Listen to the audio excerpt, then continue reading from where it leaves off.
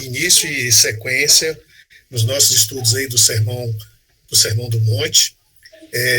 Tivemos já na sexta-feira da retrasada, o Edu deu para nós aí uma panorâmica de como era o contexto histórico, o contexto social, o contexto político, o contexto econômico, de quando Jesus esteve presente entre nós e ele proferiu esse sermão.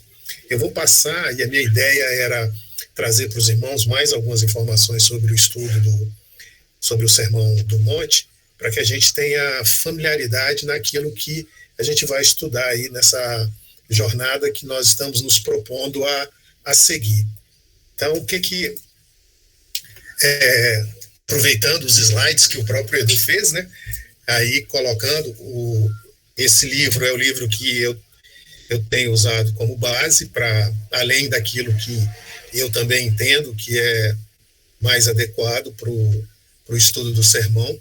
Então, esse é o livro, se alguém quiser depois procurar esse livro para se aprofundar, fazer a leitura, eu recomendo, é um livro muito, muito bom e ele dá muito embasamento com relação a tudo aquilo que a gente está vendo aqui, e eu concordo muito com o que esse autor fala sobre o Sermão do Monte.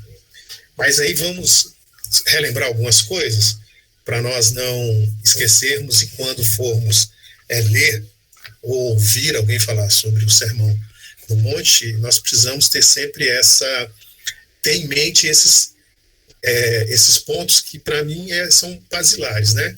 Que o Sermão do Monte ele é um todo. Então, assim, não há como você pegar o Sermão do Monte e você fatiá-los sem observar que ele é uma sequência lógica, né? Então, para se chegar nos últimos versículos, nos últimos capítulos do sermão, a gente precisa entender aquilo que está vindo. É como quando você está na faculdade, você tem matérias que são pré-requisitos. Não adianta você querer chegar no final do curso sem ter passado pelas matérias iniciais. Então, o sermão, ele é um todo, ele vem numa sequência lógica e ele traz aquilo que eu considero que é importante, que nós temos que ter, são os princípios que Jesus ensina. Entre eles, observar a lei de Deus, então nós devemos observar e conhecer a lei de Deus, viver de uma forma consciente de que tudo que nós fazemos, nós estamos sempre na presença de Deus, e viver dentro do temor de Deus, né?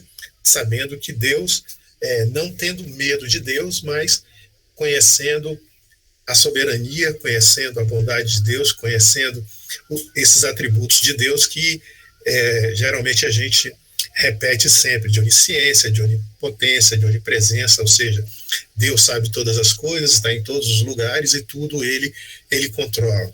Então, quem é um discípulo de Jesus vai viver dessa forma. E o Sermão da Montanha é isso. O Sermão da Montanha é o ensino de Jesus para a nossa vida. Então, ele traz princípios para que a gente aplique nas nossas vidas. Eu acho que isso é o que tem de mais importante no Sermão da Montanha, no Sermão do Monte, que a gente precisa aprender. Quais são os princípios que eu tenho que utilizar na minha vida? Então, é aprender a reconhecer, tomar ciência, se conscientizar e introjetar dentro da nossa própria vida os princípios que são os princípios do Evangelho. Deliana chegou aí também? Boa noite, Deliana. Então, aqui, nesse primeiro versículo, versículo 1 e 2, diz assim: ao ver as multidões, Jesus subiu ao monte, ele se assentou e os seus discípulos se aproximaram dele, então passou a ensiná-los. Então, aqui, o que a gente já tem de informação sobre aquilo que vai acontecer? Uma primeira informação que é importante: isso aconteceu no primeiro ano do ministério de Jesus. Jesus teve 3 anos de ministério. No primeiro ano, foi um primeiro ano onde ele teve uma grande popularidade. Então, ele se apresentou e ali as pessoas começaram a conhecer a Jesus. Então, esse é um evento que aconteceu no primeiro ano do seu ministério. Isso aconteceu num monte, numa elevação. Provavelmente essa elevação ficava próximo a Cafarnaum. E aqui o texto diz que ele se assentou, os seus discípulos se aproximaram dele e ele passou a ensiná-los. Então, o Sermão da Montanha é um sermão, ou o Sermão do Monte, é um sermão para quem é discípulo de Jesus.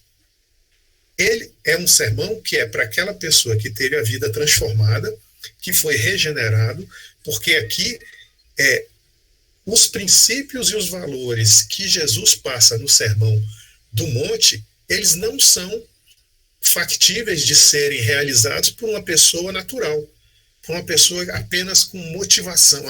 Eu me sinto motivado, eu quero viver uma vida ética, eu quero viver uma vida em conformidade com uma ética e com a moral, e eu vou viver a minha vida por aquilo que o Sermão do Monte traz como uma proposta ética para a sociedade. Não é assim que acontece, porque o sermão ele é um conjunto de princípios e valores onde ali está presente os ensinos de Jesus. Isso é tão importante, irmãos, que quando Jesus vai dizer e dá a grande comissão a seus discípulos, ele está dizendo, portanto, ide e ensinai a todos. O ensinar é o quê? É ensinar o Sermão do Monte. O ensinar é ensinar aquilo que Jesus ensinou.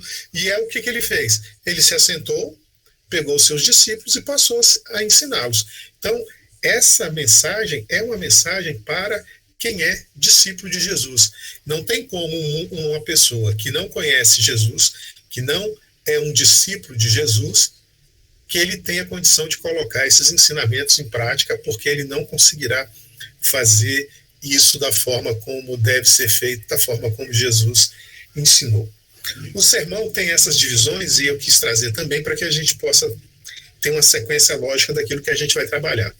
Então, a primeira coisa que a gente vê no sermão é que ele traz as características dos cidadãos do reino. Ou seja, você quer saber se uma pessoa é discípulo de Jesus? Você quer saber se a pessoa é de fato um crente verdadeiro? Então, em Mateus 5, de 3 a 12, ele vai trazer quais são as características de quem é um discípulo de Jesus, ou seja, as características do cidadão do reino dos céus. Dos versículos 13 a 16, ele vai trazer a função. Qual é a função desses discípulos de Jesus? Dos versos 17 a 48, ele vai trazer, olha, a lei de Moisés dizia tal coisa, eu, porém, vos digo tal coisa. Então o que a lei dizia e o que eu agora digo para vocês como meus discípulos. Os versos no capítulo 6, já de 1 até o capítulo 7, versículo 12, ele vai trazer quais são as atitudes dos discípulos de Jesus. Como que nós devemos nos comportar, como nós devemos agir dentro do mundo que a gente vive. E no final, de 13 a 27, ele vai nos dar as últimas orientações e com as exortações finais ali para aqueles que são discípulos de Jesus. Então, a divisão básica do sermão é essa divisão que eu passei para vocês. Então, como é que ele começa aqui com as características do cidadão do reino, ou quem é discípulo de Jesus? Então, ele vai dizer que as bem-aventuranças, ou aqueles que são felizes, ou aqueles que são discípulos de Jesus, eles possuem essas características. Eles são humildes, eles choram, eles são mansos, eles têm fome e sede de justiça, eles são misericordiosos, eles são limpos de coração, eles são pacificadores, eles sofrem perseguições e eles são injuriados. Então, são essas características do cidadão ou daquele que é discípulo de Jesus.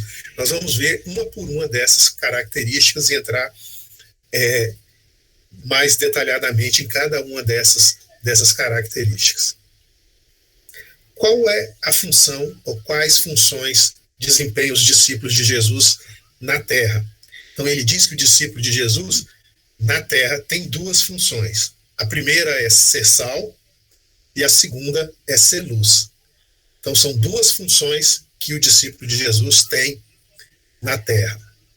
Quais são os padrões que nós devemos observar? E é aquilo que Jesus chamou de importante para o seu discípulo observar. É a questão da vida falando sobre homicídio, a questão dos relacionamentos, quando ele fala de adultério, a questão do juramento. Então, Jesus ensina como é que, na lei, o que a lei dizia e o que Jesus fala sobre juramento, o que a lei falava sobre vingança e o que Jesus ensina sobre vingança, o que a lei fala do amor ao próximo e aquilo que o Senhor ensina com relação ao amor ao próximo. Quais são as atitudes dos discípulos de Jesus? Como é que nós devemos nos comportar? Como é que nós devemos agir? Então, ele vai falar sobre a prática da justiça, ele vai falar como se deve dar esmolas, ele vai nos ensinar como se deve orar, ele vai nos ensinar como jejuar, ele vai nos ensinar aonde que nós devemos ajuntar um tesouro. Olha que interessante, porque é um tema muito presente nos dias de hoje, a ansiedade. A ansiedade, ele está lá no final. Por quê? Porque para você não viver ansioso, você tem que vencer tudo que ficou para trás. Então, a pessoa que já quer tratar da ansiedade lá na frente, sem ter passado por todos os níveis, por todas as faixas anteriores, o tratamento da ansiedade é algo que já está, e Jesus trata lá na frente. Ele vai falar sobre o julgamento, né? Como é que nós devemos nos comportar nos nossos relacionamentos, julgando os outros, e vai dar as suas exortações finais sobre as duas estradas, sobre os falsos profetas e sobre os dois fundamentos. Então, basicamente, são essas as características, a divisão que nós temos aqui no Sermão da Montanha. Até aqui, tudo bem? Alguma pergunta? Alguém quer fazer alguma consideração, acrescentar alguma coisa com relação ao que eu apresentei até agora? Foi a parte mais estrutural daquilo que nós vamos ver aí por esses próximos encontros aí. Vai ser dentro dessa linha. Se não, vamos lá. A primeira característica de um discípulo de Jesus é que ele é humilde de espírito. E aí a gente começa Mateus 5:3. Bem-aventurados humildes de espírito, porque deles é o reino dos céus. Então aqui é a primeira bem-aventurança. Bem-aventurança, os irmãos já sabem, quem não sabe, essa palavra bem-aventurada, bem-aventurança ou bem-aventurado, traz o sentido de feliz. Feliz é aquele que é humilde de espírito, porque dele é o reino dos céus. Então, Jesus começa com essa primeira característica do discípulo de Jesus. E todas as outras características dependem dessa primeira. Como eu falei para vocês, você não passa para a próxima fase, você não vai passar para a próxima bem-aventurança se você não for um bem-aventurado humilde de espírito. Esquece. Você não vai saber como tratar a ansiedade, você não vai saber como orar, você não vai saber como jejuar. Tudo que é proposta para aquilo que está na frente depende dessa primeira bem-aventurança. Ninguém entra no reino dos céus, ou seja, ninguém é salvo se não for humilde de espírito. Por quê? Porque essa é a característica fundamental do crente. Quer saber se uma pessoa é crente mesmo, é verdadeiramente uma pessoa crente em Cristo Jesus? Ela tem que ser uma pessoa humilde. Tem que ser uma pessoa humilde de espírito. Ela é uma pessoa que tem essa característica presente. E aqui diz que, diferente daquilo que o mundo nos ensina, que se você for humilde, você será uma pessoa feliz. Então, diferente do que o mundo ensina, quanto mais humilde, mais feliz você é, porque você já está no reino dos céus. Nós temos aqui algumas traduções. A tradução da versão revista atualizada, ela traz assim: bem-aventurados humildes de espírito.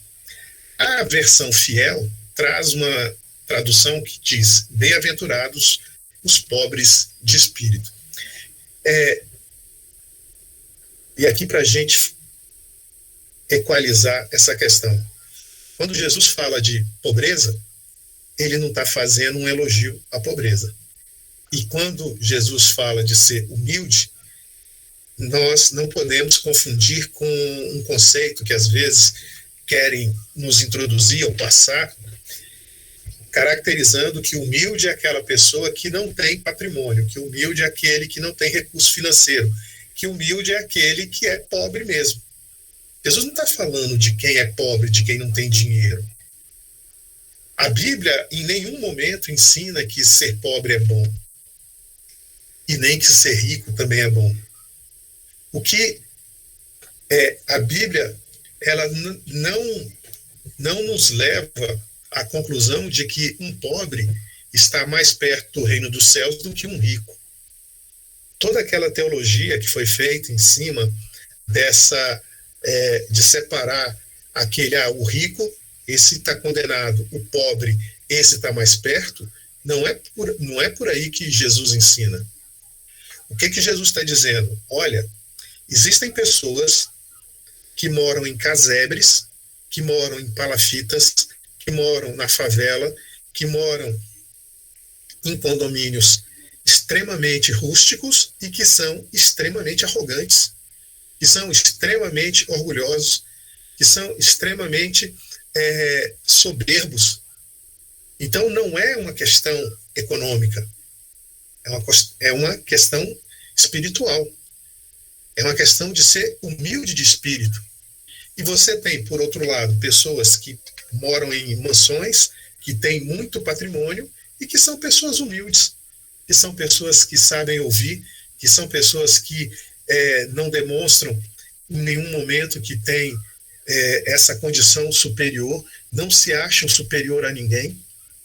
E aí o que Jesus está querendo dizer é justamente isso. Olha, bem-aventurado aqueles que são humildes de espírito, aqueles que não são arrogantes, aqueles que não são orgulhosos, aqueles que não são soberbos, aqueles que não fazem comparação com o próximo e se acham superior ao próximo. Então, é isso que Jesus está abordando e trazendo nesse texto. Felizes são esses que vivem a vida dessa forma.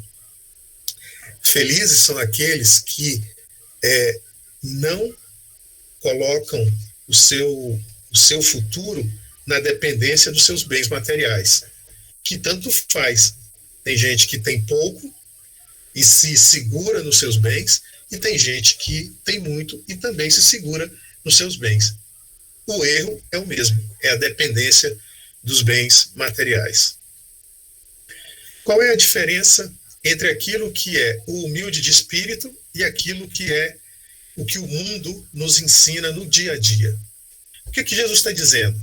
Quem é meu discípulo, quem é discípulo, ele é humilde de espírito. Mas o que o mundo tem nos ensinado dia após dia? O mundo vai te ensinar que você tem que ser independente, ou seja, você precisa ser autodependente. E desde pequeno nós somos levados a acreditar que você precisa ser independente. Não é isso? Ou é diferente aí na realidade de vocês? Então você sempre foi levado a acreditar que você precisa ser uma pessoa independente. E no reino de Deus, nós não somos independentes, nós somos completamente dependentes de Deus. O mundo nos ensina que você precisa acreditar em si mesmo. Você precisa ser autoconfiante. Então, quanto mais você acreditar em você mesmo, melhor você será, mais sucesso você terá, mais coisas você vai conseguir ganhar. E o que Jesus ensina é justamente o contrário. Quanto menos você depender de si mesmo, ou seja, quanto mais você diminuir, quanto mais você acreditar em Cristo e menos em você, mais feliz você é.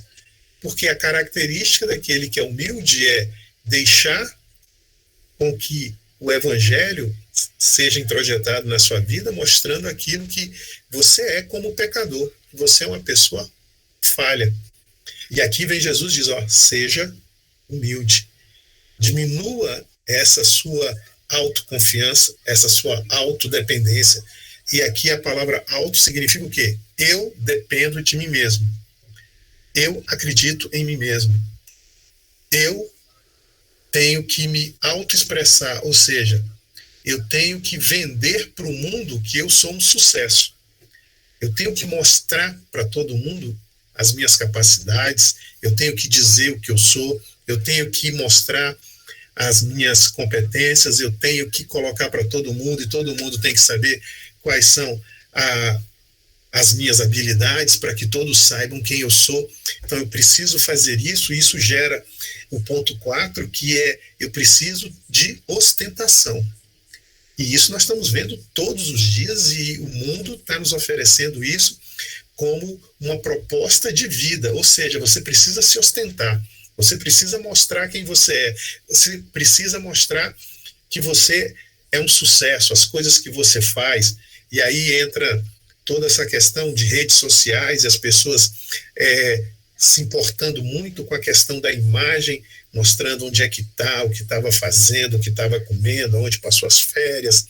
Eu fiz isso, eu fiz aquilo, eu sou isso, eu sou aquilo, mostrando algo que de fato a pessoa é uma ostentação, porque de fato ela não é nada daquilo. De fato nós somos pó, nós somos como um sopro que passa rapidamente, e toda essa ostentação e vaidade que o mundo nos oferece, muitos de nós temos comprado isso até dentro das igrejas, né? Essa bem-aventurança de ser humilde, ela não é popular nem dentro da igreja, porque na igreja nós estamos, dentro das igrejas, nós estamos com a mentalidade do mundo, que nós temos que mostrar quem nós somos, quais são as nossas capacidades, o que nós fazemos, tudo aquilo que nós conquistamos. Olha, eu conquistei com o meu esforço, com o meu trabalho, com o meu dinheiro, com a minha inteligência. E o Evangelho vem e Jesus diz, olha, seja humilde, não foi você que conquistou, foi Deus que te deu.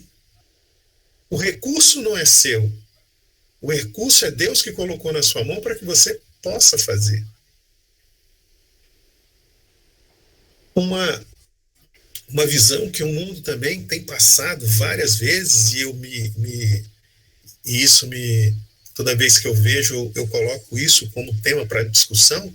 O mundo sempre acredita que a educação é um meio que vai transformar o mundo e o ser humano.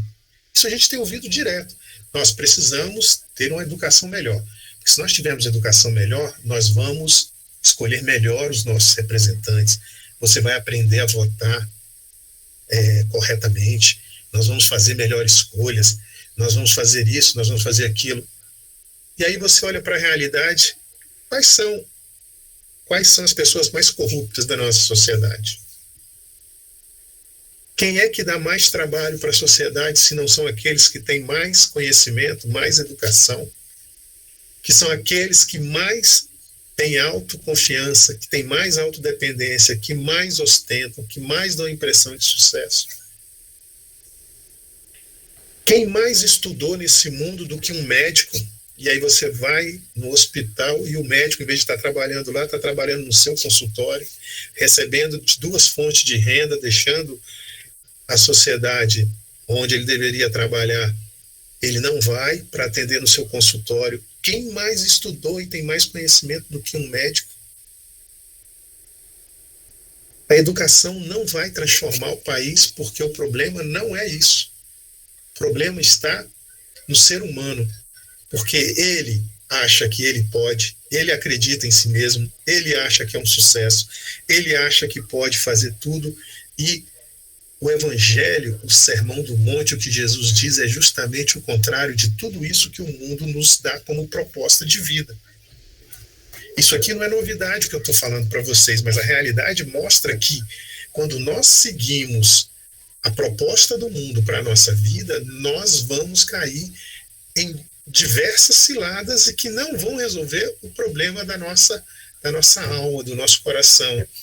Não nos dá paz, não nos transforma em pessoas melhores, porque isso leva a uma concorrência entre os próprios seres humanos, onde não há mais onde nós não temos ali a contribuição, onde nós não temos comunhão, porque está cada um pensando apenas em si mesmo. Se eu só acredito em mim mesmo, se eu sou independente e eu tenho que ter a minha autodependência, por que eu haveria de compartilhar e de estar junto com outros? Se eu tenho que fazer ostentação, se eu tenho que me mostrar para o mundo, se eu tenho que mostrar o que eu fiz, as minhas capacidades. Tem gente que nesse mundo de mídia social mostra até o que está comendo. Olha, estou lanchando, aí tira foto. Olha o que eu estou comendo, tira foto da ostentação, que é exatamente o contrário do espírito do bem-aventurado, que é o humilde de espírito. O que não é ser humilde de espírito? Aí aqui nós vamos para um outro lado. Tem gente que acha que ser humilde é ser uma pessoa tímida. Jesus não está falando de timidez. Jesus não está falando de fraqueza. Jesus não está falando que nós temos que ser acovardados. Jesus não está falando que nós temos que fazer sacrifícios pessoais, né? Tem muita gente que faz essa conexão meio sem pé nem cabeça do sacrifício com a humildade. Jesus não está falando disso. Até porque o sacrifício, quem tinha que fazer sacrifício, o sacrifício já foi feito. O sangue que precisava ser derramado como sacrifício para a remissão dos pecados já foi feito. Então eu não preciso fazer nenhum sacrifício, eu tenho que aceitar o sacrifício que foi feito, porque pelo sacrifício de Cristo todos os meus pecados já estão justificados. Pelo sangue de Cristo nós já somos purificados. Então, ser humilde não é se tornar uma pessoa fraca, uma pessoa tímida, uma pessoa acovardada, não é fazer sacrifícios pessoais. Então, o que é ser humilde de espírito? Primeiro, é sentir que nós não somos nada, que não temos nada e que dependemos inteiramente da misericórdia, da graça de Deus. É ter essa convicção de que nós dependemos totalmente e temos que viver totalmente em submissão a Deus. Aquele que não é humilde de espírito, aquele que acha que fez alguma coisa, ele incorre em vários problemas na vida. A primeira é, como eu já falei em outras oportunidades, você não pediu para nascer. Então você nasceu, não foi por vontade sua. Você tem uma família que não foi uma família que você escolheu. Você mora num país que não foi você que escolheu. A sua vida, ela tem começo, meio e fim, e não é você que determina isso. Tem alguns até que chegam a dizer, não, no dia que eu quiser abreviar a minha vida, eu posso me matar. Mas você pode até tentar. Se não for a sua hora, você vai ficar muito machucado e não vai conseguir ter sucesso nessa sua empreitada. Por quê? Porque o começo da vida e o final da vida pertencem a Deus. Então, eu preciso ter esse entendimento e ter essa convicção que eu não sou nada. E aqui a comparação não é eu me comparar com você, é eu me comparar com Deus. Diante de Deus eu não sou nada. Diante de Deus eu não tenho nada. Diante de Deus eu tenho que ter uma vida completamente dependente da misericórdia e da graça de Deus. Como diz o salmista, né? A misericórdia do Senhor se renova a cada manhã. Então é a cada manhã essa misericórdia, essa graça, a bondade, o amor de Deus se manifesta a cada manhã. Quando eu estou ouvindo do próprio Senhor Jesus dizer que eu preciso ser humilde de espírito, e que ser humilde de espírito é eu reconhecer que eu não sou nada, e que diante de Deus eu preciso viver inteiramente na dependência e em submissão a Deus, começa aí a ter um espírito humilde. É a gente ter essa consciência de que nada representamos na presença de Deus. Deus, o Criador de tudo. Imagina você, pequenininho, diante de Deus. Se você não tiver essa consciência, e é essa consciência que faz você olhar para o infinito e dizer, caramba, eu não sou nada aqui. olhar para tudo que acontece no mundo e falar, caramba, eu sou uma partícula nesse universo. É a gente começar a trabalhar a nossa completa ausência de orgulho pessoal. É tirar dentro de nós essa segurança própria que nós temos, achando que nós podemos, que nós vamos fazer alguma coisa, que nós temos condição de fazer alguma coisa, essa autodependência que nós passamos o tempo todo querendo ser dependentes, querendo ter a nossa dependência sem saber que nós somos dependentes de Deus. Nós somos, e aqui não é você trabalhar a sua vida de forma a imaginar que eu vou pensar positivo e tudo vai dar certo na minha vida. Você pensa positivo e um cara te fecha no trânsito, bate no seu carro e não tem pensamento positivo nessa hora. Que a sua primeira reação vai ser querer sair atrás do cara, bater com o cara, discutir. Por quê? Porque não é isso. É eu saber que quando tiver um evento, eu sei que o evento aconteceu, por pior que possa parecer, dentro da vontade de Deus, porque foi Deus que permitiu, é a sua misericórdia, é a sua graça, é Ele que conduz todas as coisas. Não é porque eu quero, não é porque eu posso prover a minha própria segurança. Eu não posso prover a minha própria segurança, eu não posso prover a minha dependência. Eu tenho que viver uma vida sem viver ela de forma orgulhosa. E o orgulho, lembrando sempre, né, o orgulho é quando eu me comparo com alguém, então eu me comparo com você e eu me considero maior que você.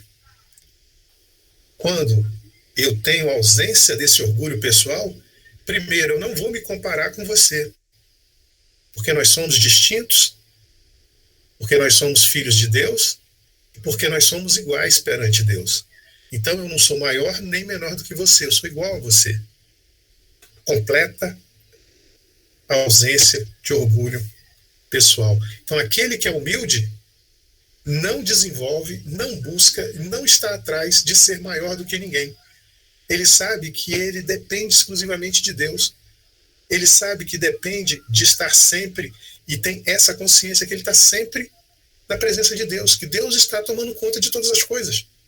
Tem muito crente que não acredita nisso. Tem muito crente que vive a vida achando que Deus não está presente nas coisas que ele está fazendo. E Deus está presente em todos os lugares. Deus está no controle de todas as coisas. Sejam aquelas em que a nossa percepção acha que ela é boa, sejam aquelas em que a nossa percepção acha que elas não são boas, são ruins. E aqui,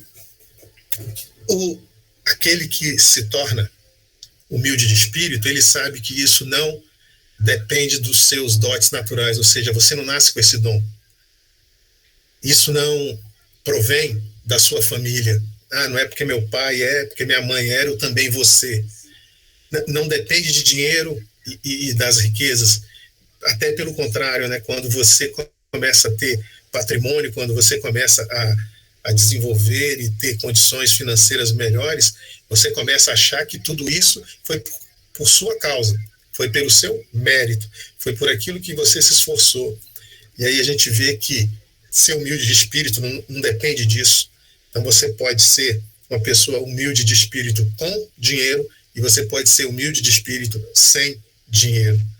Isso não, ser humilde de espírito também não depende da educação que você recebe, nem da escola, nem da faculdade, nem dos ambientes educacionais que você frequentou, porque você ser humilde de espírito não é esse arcabouço de conhecimento que você vai receber que vai te transformar numa pessoa humilde de espírito. Ela também não vai depender da questão da moral ou da ética, de você fazer um conjunto de princípios onde você vai conduzir o seu comportamento, onde você vai determinar a sua conduta por aquilo que você acha que seja bom, porque o humilde de espírito não dependem dessa moralidade, dessa conduta ou do bom comportamento. Até aqui estamos todo mundo na mesma página?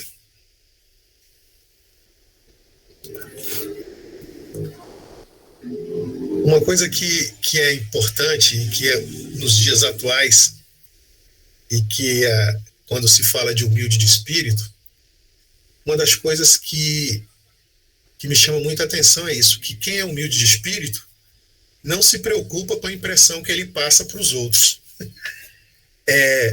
A nossa sociedade hoje, isso está extremamente sensível a isso, né? As pessoas sempre estão preocupadas, o que será que fulano está pensando de mim? O que fulano está... Qual será a impressão que eu deixei? E as pessoas ficam nesse jogo, né, de ficar preocupada com aquilo que passa a impressão para o outro. Será o que fulano está pensando? O que ele vai falar? O que ele achou? Quem é humilde de espírito não está preocupado com isso. Porque o que ele passa é aquilo que ele é. Então ele sempre vai passar a impressão correta. Porque ele é aquilo que ele passa. E as pessoas vão saber que ele é aquilo que ele é. Não há essa preocupação de saber e de ficar preocupado ou ficar angustiado com aquilo que os outros estão pensando de você. Ser humilde de espírito é uma transformação, como o próprio nome está dizendo, no âmbito do espírito, né? Então, assim, eu vou transformar, e aqui, por isso que essa bem-aventurança, essa característica é a primeira, é a principal, é a característica fundamental de quem quer ser discípulo de Jesus, é ser humilde de espírito.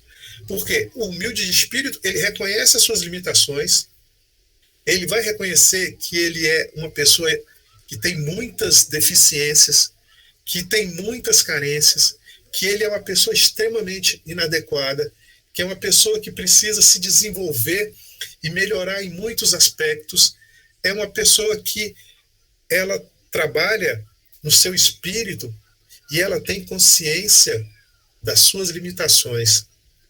Uma pessoa que é humilde é a pessoa que aprende. Quem não é humilde não aprende. Um exemplo muito claro é usar as cozinheiras, né? As cozinheiras de plantão. Quando uma pessoa sabe fazer um bolo muito bom, tipo, sabe fazer um bolo de chocolate e o bolo de chocolate é reconhecido por todas as pessoas, quando chega uma outra pessoa para fazer o mesmo bolo, ela olha de forma assim, não, isso aí eu não vou nem dar conta, porque eu sei fazer e faço até melhor do que ela. Ou seja, é uma pessoa que se compara com a outra e se coloca numa posição superior àquela. E ela não tem a capacidade de aprender que a outra pode usar uma técnica que seja melhor do que o que ela faz, mesmo que o gosto possa não ser tão bom quanto aquilo que ela fez. Mas ela não aprende. E esse é o grande problema de quem é soberbo, arrogante, orgulhoso.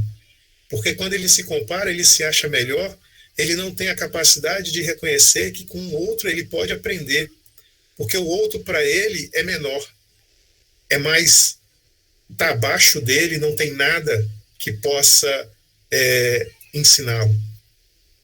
Teve uma época, lá em 1900 e bolinha, que eu tinha uma amiga que trabalhava num órgão da Justiça Federal, que ela trabalhava com treinamento para os juízes. E numa das conversas que eu tive com ela, foi uma coisa que eu nunca esqueci, que ela falou assim, olha, eu tenho um grande problema para treinar, para dar cursos, porque ela trabalhava na área de treinamento, de desenvolvimento, e eu tenho um grande problema para dar cursos para os juízes. Por quê? Porque um juiz federal não aceita que um juiz estadual dê um treinamento de uma matéria porque ele é juiz federal. Um juiz da Suprema Corte não aceita que um juiz que seja de uma vara inferior dê um treinamento para ele naquela vara. E aí, para você poder dar um treinamento para alguém que é determinados níveis do judiciário, você tem que trazer um cara de fora do país para poder dar o treinamento, desde que o cara tenha a mesma função que o daqui, mas no país dele. Então, é aquela pessoa que chega num processo onde ela não aprende mais porque ela se acha tão melhor do que o outro que ela não reconhece que ela pode aprender qualquer coisa com outra pessoa. Então ela nunca reconhece que ela possa estar errado. Sempre quem vai estar errado é o outro. Então ser humilde de espírito é ter essa capacidade de reconhecer quais são os seus erros, quais são as suas limitações e que você pode corrigir, que você pode melhorar, que você pode aprimorar, que você pode melhorar, que você pode se desenvolver. Ser humilde de espírito é não se deixar seduzir por essa ideia de grandeza pessoal e das honrarias, né? As pessoas que têm esse desejo de serem honradas, de terem títulos, de terem reconhecimento. Por quê? Porque o que é humilde de espírito sabe que diante de Deus isso não tem valor nenhum. Sabe que tudo isso é passageiro. Já chegou e já leu Provérbios e já leu Eclesiastes e viu a vida de Salomão, de um grande homem que chega no final da vida e diz que tudo é vaidade. Então ele não se seduz por isso. Ele se seduz por aquilo que é o ensino de Cristo e é aquilo que dá para ele paz, tranquilidade e segurança na sua vida. Vamos ver 2 exemplos de homens que são bem-aventurados por serem humildes de espírito. Então você tem Pedro que era um homem agressivo, Pedro que era um homem que tinha uma postura sempre impositiva diante dos seus semelhantes, era um homem que tinha uma confiança muito forte, mas Pedro, mesmo com todas essas suas características, ele reconhece que ele é um pecador. Ser humilde de espírito nos faz reconhecer que nós somos pecadores. Porque se você não reconhecer que você é pecador, você não pede perdão. Se você não reconhecer que você é pecador, se você não reconhecer que você está errado e que a vida que você leva é uma vida que vai te levar para o caminho da perdição, e reconhecer que você precisa arrepender-se, mudar de direção, dar um novo sentido à sua vida, conhecer exatamente aquilo que são os ensinos de Jesus, que diz que nós precisamos viver a vida agora como pessoas humildes de espírito, você não vai mudar. E a mudança passa pela humildade. Nós temos um outro exemplo, que é Paulo, né? Paulo era uma pessoa extremamente erudita, falava diversas línguas, tinha um grande conhecimento, ele era um fariseu. O Edu falou para nós na sexta-feira retrasada sobre os fariseus, sobre todo o conhecimento que ele tinha, e ele foi um homem que passou a sua vida toda lutando contra esse conhecimento exacerbado que ele tinha, contra o orgulho. E Paulo foi uma pessoa que passou por grandes dificuldades. E ele tinha até no seu próprio corpo, ele levava alguns sinais em que ele orava e pedia que Deus tivesse misericórdia dele e o livrasse. E Deus disse para ele simplesmente: minha graça te basta, você vai ficar com isso aí. Ou seja, Paulo hoje teria grande dificuldade de frequentar algumas igrejas onde o milagre acontece, né? Paulo pediu o milagre e o milagre não aconteceu para ele. Então, ele é um homem humilde porque ele reconhece que ele é fraco, ele tem temor, tem grande temor, ele sabe que ele depende completamente de Deus e que todo o conhecimento e toda a suposta sabedoria que ele tinha não fazia o menor sentido se ele não tivesse o reconhecimento que ele deveria ser uma pessoa humilde para se arrepender, mudar os rumos da sua vida, confessar os seus pecados e aceitar Jesus como Senhor e Salvador e se tornar um discípulo de Jesus e se tornar um bem-aventurado, porque a humildade o leva a se converter. Como posso me tornar, então, ou como posso me tornar uma pessoa humilde de espírito? Então, o primeiro ponto é, você tem que ser discípulo de Jesus. Ser discípulo de Jesus, quando nós falamos sobre, no curso passado, ser discípulo de Jesus vai envolver duas fases extremamente importantes. Primeiro é você tomar uma decisão. É você tomar uma decisão. Eu quero ser discípulo de Jesus. É eu reconhecer que eu sou pecador. É eu reconhecer que eu, sem Cristo, não há nenhum sentido na vida sem estar com Cristo Jesus. É eu reconhecer as minhas limitações. É eu reconhecer o meu pecado.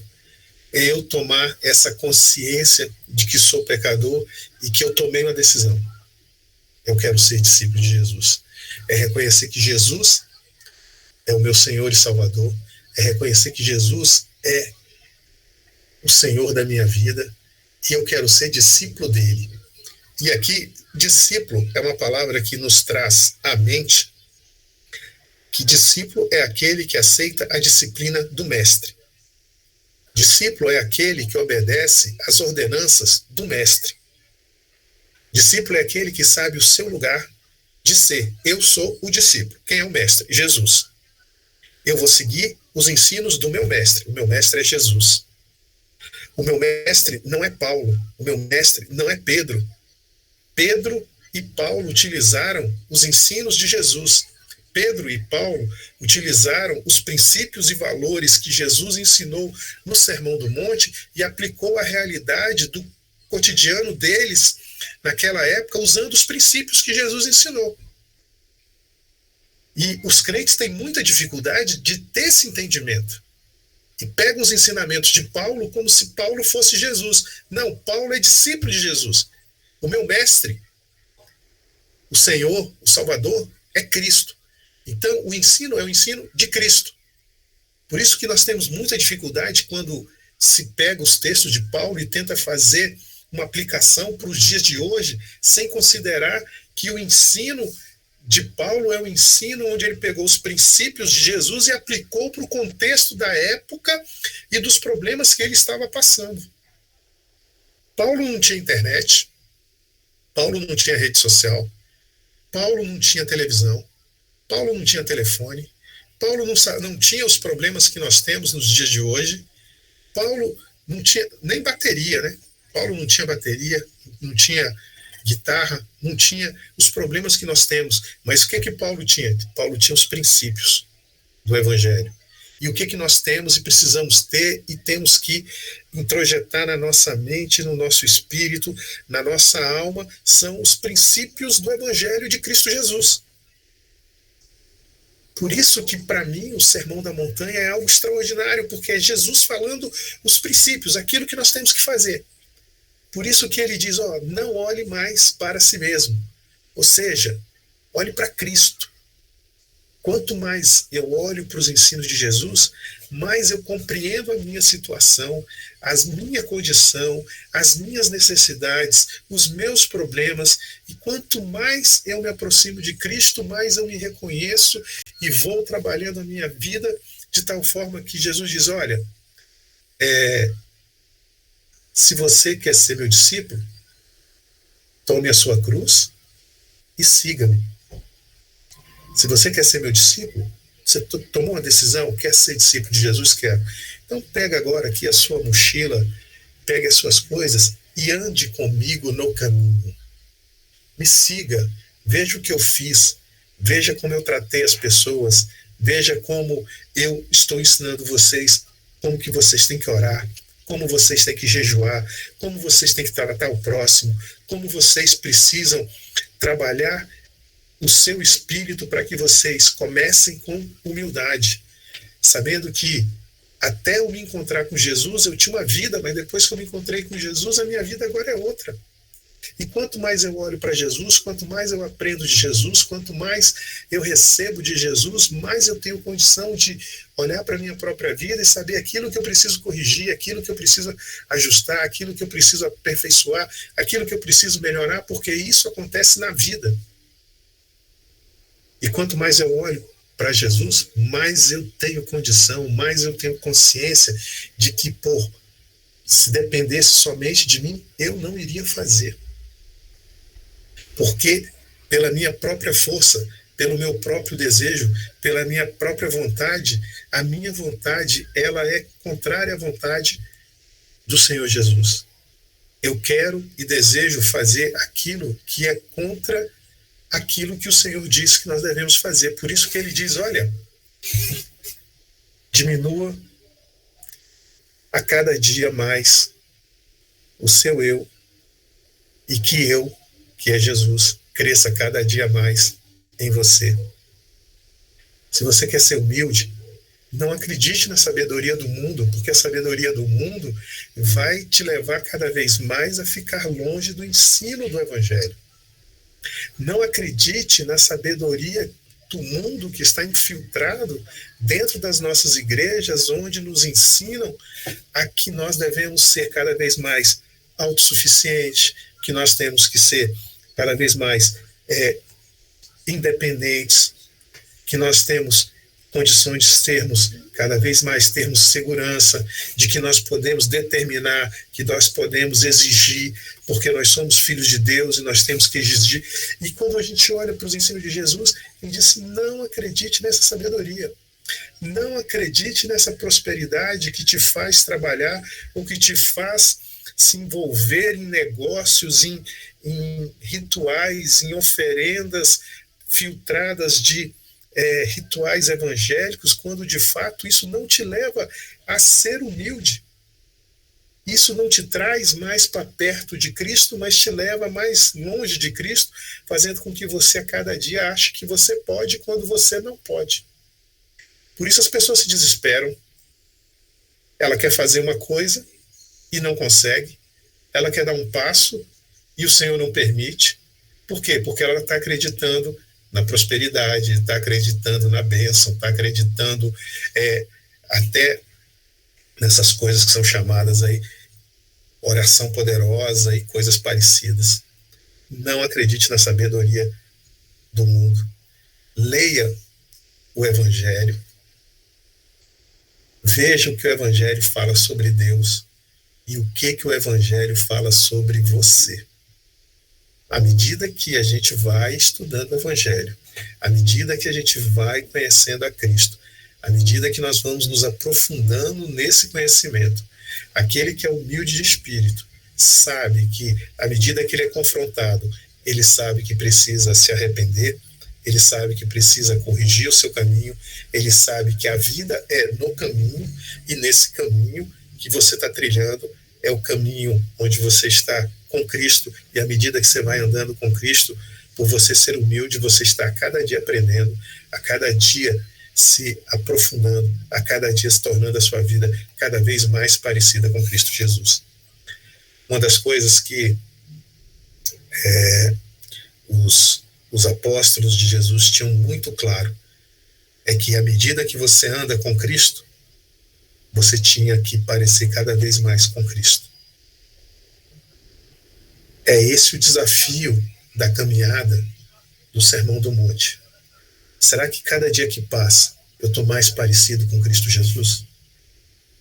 À medida que o tempo vai passando, as minhas emoções que antes eu não controlava, eu passo a controlar semelhante àquilo que Cristo disse que eu deveria fazer?